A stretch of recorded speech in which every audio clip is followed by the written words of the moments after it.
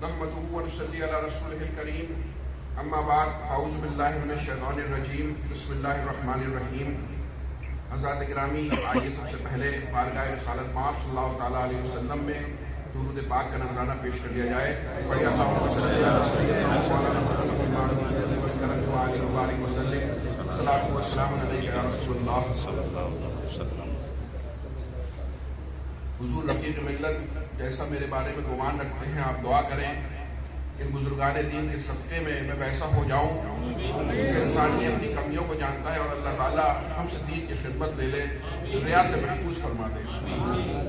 حضرات گرامی، آج ایک سے خوبصورت آوازوں میں ہم نے نعت و مناقب سنی.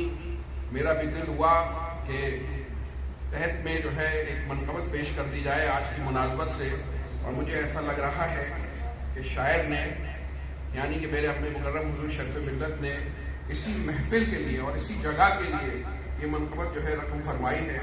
مجدد برکاتیت کی شان میں یہ ہے، تو ہم سب انشاءاللہ میں پڑھوں گا آپ لوگوں کے سامنے. بسم اللہ الرحمن الرحیم.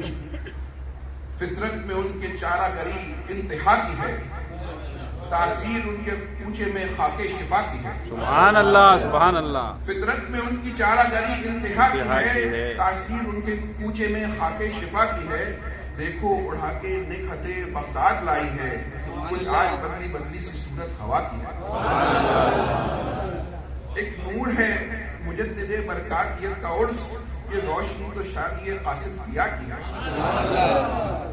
حب نبی کے ساتھ شریعت کا پاس ہے، ان مجلسوں پہ خاص یہ رحمت خدا کی ہے. حب نبی کے ساتھ شریعت کا پاس ہے، ان مجلسوں پہ خاص یہ رحمت خدا کی ہے. حضرت حسن کا نام لیا منقبت لکھی، شعروں میں میرے خوشبو اسی خوش ادا کی ہے. اور آپ لوگوں کے لیے ہے، کیا ہم آپ کا شکر ادا کریں گے؟ یوں 3 دن کے واسطے گھر چھوڑتا ہے کون؟ سچ پوچھئے تو بات خلوص و وفا کی ہے. 3 دن کے واسطے گھر چھوڑتا ہے کون؟ سچ پوچھئے تو بات خلوص و وفا کی ہے. سب عالموں کے تاج جو تھے میرے پیر تھے، مسلک میں چاشنی اسی شیریں نوا کی ہے. سید حسن کے بعد ہے سجادے پر امین، اور ان کے دم قدم سے ہی رونق فضا کی ہے. سبحان اللہ سبحان اللہ. دعا کریں کہ تعدیر ان کا سایہ ہم پہ قائم رہے. آمین. انہیں میرے ارشد میاں صاحب کو، میرے نجیم میاں صاحب کو اللہ لمبی عمر عطا فرمائے. سید حسن کے بعد ہے سجادے پر امین، اور ان کے دم قدم سے ہی رونق فضا کی ہے. سید نجیب کتنے ہیں خوش کام و خوش مزاج، سید نجیب کتنے ہیں خوش کام و خوش مزاج، اور ہاتھ میں کشاد کی شاہ سخا کی ہے.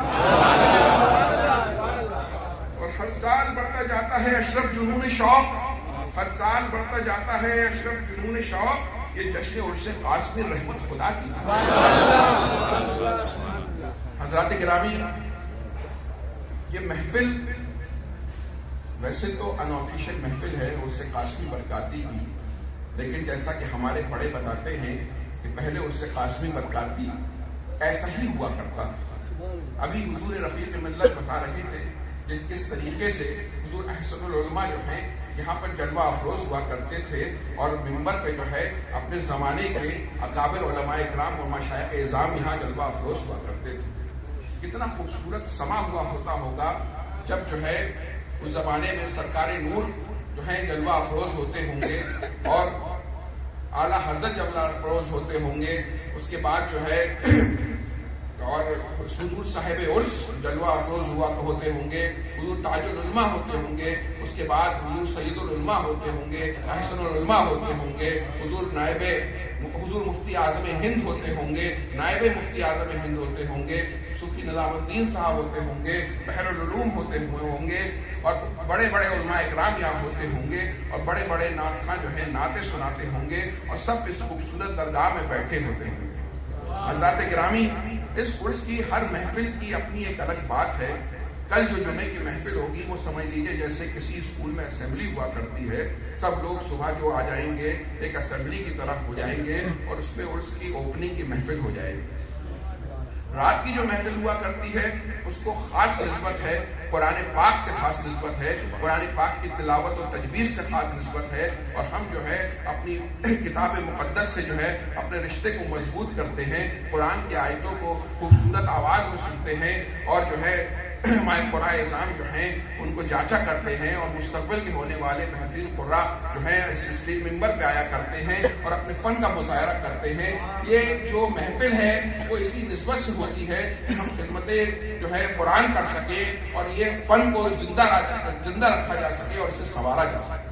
تو صبح کی محفل کی اپنی اہمیت ہے، رات کی محفل کی اپنی اہمیت ہے، پھر سنیچر کی صبح کی محفل ہوتی ہے اور انسان جو ہے دین سیکھتا ہے، سراج الفقہ تشریف لاتے ہیں، فقہ کے مسائل بیان کیے جاتے ہیں۔ دعا کریں اس دفعہ ان کی اہلیہ کی طبیعت بہت علیل ہے اور وہ ان کو علاج کے لیے بمبئی اور اس کے آگے لے گئے ہیں، اللہ ان کو شفا یابی عطا فرمائے۔ پھر رات کی محفل ہوتی ہے، پرنور محفل ہوتی ہے، اس محفل کو تو کیا کہنا، وہ عاشقوں کی دل لوٹ لینے والی محفل ہوا کرتی ہے، جب صاحب سجادہ مقبوضات بزرگان دین میں جو ہے جلوہ افروز ہوتے ہیں اور ہم گناہگار ان کی زیارت کیا کرتے ہیں، ان کے صدقے میں اپنے گناہوں کی معافی مانگ کرتے ہیں اور اپنے دل کی مرادیں پایا کرتے ہیں۔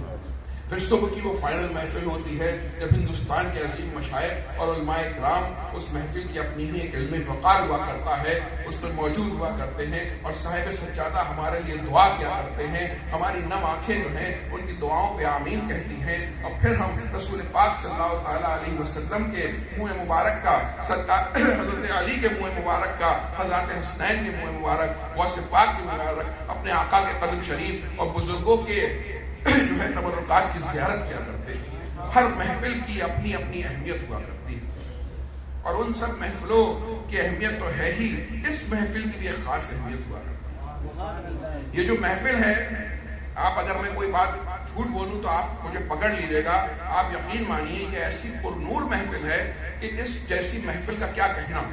اس محفل کی ایک تو خاص بات یہ ہے کہ یہ محفل درگاہ شریف میں سجائی جا رہی ہے، کیسا خوبصورت ماحول ہے، اور گرمیاں جا رہی ہیں اور سردیاں آ رہی ہیں، بہت ہلکی ہلکی سردی ہے اور اس کا الگ سا مزہ ہے، اور سجانے والوں نے بھی ایسا سجایا ہے کہ بہت ہی کہیں پہ ہری ہری روشنیاں ہیں۔ یہ جو روشنی سفید ہے یہ آنکھوں کو لگ نہیں رہی ہے، آنکھوں میں چبھ نہیں رہی ہے، بلکہ بہت ہی خوبصورت سی روشنیاں ہیں، اور ہم اپنے سات اختاب کے سائے میں یہاں بیٹھے ہوئے ہیں اور ان کا ذکر سن رہے ہیں، اور ادھر وہ ہیں کہ جن کا عرس ہے ان کی برکتیں لوٹ رہے ہیں، حضور تاج العلماء ہیں اور ہمارے سید العلماء ہیں، اور ہم سب کے مقتدا حضور احسن العلماء ہیں، اور ان کی یہ لائق و فائق اولادیں ہیں کہ ان کے پاس بیٹھ کر ہم ان کے بزرگوں کا ذکر سن رہے ہیں۔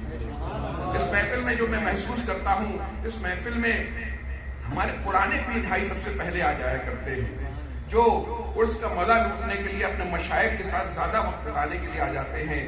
کہیں میں تاج العلماء کا گوڈل دیکھ رہا ہوں، کہیں تاج العلماء کا ایسر العلماء کا سوارا ہوا پوربندر دیکھ رہا ہوں، کہیں میرے ایسر العلماء کا کانپور دیکھ رہا ہوں، کہیں سید العلماء کا میں کوٹا دیکھ رہا ہوں، کہیں وہ نصیر آباد کلیان دیکھ رہا ہوں، کہیں بدایوں دیکھ رہا ہوں۔ یہ وہ محفل میں ہمارے وہ پرانے پیر بھائی اور ان کے جو اولادیں ہیں، یعنی یہ سلسلے کے وہ جو 4 قصے اور 3 قصے اور اس سے پہلے سے جڑے ہوئے بھائی ہیں، یہ اس محفل کا سمائی الگ ہوتا ہے۔ خاص پیر بھائیوں کی محفل ہوا کرتی ہے اور اس محفل پہ ایک عجیب نور کی کیفیت ہوا کرتی ہے۔ بس اللہ سے دعا ہے کہ ان محفلوں پہ ہمارا آنا قبول فرمائے، اور اس محفل میں ہمارے جامعہ ایسر برکات کے حضرت فرما رہے تھے، حضرت بہت اچھا مدرسہ چل رہا ہے، یہ سب تفریح ملت کے یہاں پہ کوششوں اور دار و قدم سے ماشاءاللہ حضرت تاج المشائخ شرف ملت کی جو ہے صدارت میں یہ مدرسہ چل رہا ہے۔ آپ یہ سمجھیے یہ مستقبل کے وہ علماء کرام ہیں جنہیں چند سالوں بعد اسلام کی قیادت کرنی ہے۔ یہ وہ بچے ہیں جو ان باوقار عالم باعمل علماء کرام کے سائے میں پرورش پا رہے ہیں، جو دین سیکھ بھی رہے ہیں اور دین پہ عمل بھی کر رہے ہیں اور نمازوں کے پابند بھی ہیں، اور صبح و شام ان بارگاہوں میں آ کر فیض بھی لوٹتے ہیں اور ان کے وسیلے سے علم دین کی میں برکت کی دعا بھی کرتے ہیں۔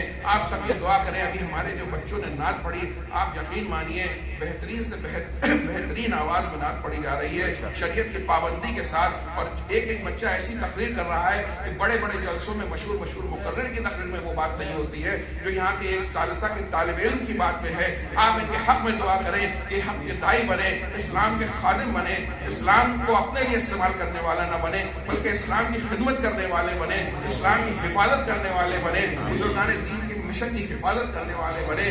آپ اس قادری دربار میں موجود ہیں جس میں غوث اعظم کا خاص فیض ہے، اور سامنے ان کے گنبد کی شبیہ میں گنبد بنانے کی بھی کوشش کی گئی ہے۔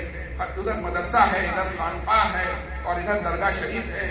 ہم بہت خوش قسمت ہیں، ہم ایک ایسی خوبصورت محفل میں آئے ہوئے ہیں کہ آپ یقین مانیے ایسا لگ رہا ہے کہ گویا کہ ہم اس دنیا ہی میں نہیں ہیں، بلکہ یہ جو پورا ایک خطہ ہے، آپ اگر دھیرے سے دیکھیں اور جس طریقے کا موسم ہو رہا ہے، اور یہ ہری ہری روشنی اور سفید سفید جو سامنے یہ بہت ہی ہلکی ہلکی علماء کے اور مشائخ کے ساتھ گویا ایسا لگتا ہے کہ یہ جو خطہ زمین ہے یہ اس دنیا میں نہیں بلکہ ہم روحانیت کی کسی وادی میں بیٹھے ہوئے ہیں، ایک قادری وادی میں بیٹھے ہوئے ہیں، اور ہمارے بزرگان دین کی نظریں ہم پر پڑ رہی ہیں۔ یہ الگ بات ہے کہ ہم نہیں دیکھ سکتے لیکن وہ ہمیں دیکھ سکتے ہیں، تو جن کو اللہ نے وہ آنکھیں دی ہیں وہ یقیناً وہ بھی محسوس کر رہے ہوں گے، وہ دل گرما بھی رہے ہوں گے۔ ہم غلامان قادریوں کے لیے تو یہی بہت بڑی سب سے بڑی سعادت ہے کہ ہم اس عرس کی پہلی محفل اور اتنی خوبصورت محفل اور ایسے خوبصورت لوگوں کے بیچ میں آپ سب کا خیر مقدم کرتا ہوں، اور بس اللہ سے دعا ہے کہ آپ سلامت رہیں، آنے والے سلامت رہیں، بلانے والے سلامت رہیں، اور ہمارے بزرگوں کا فیض ہمیں ملتا رہے،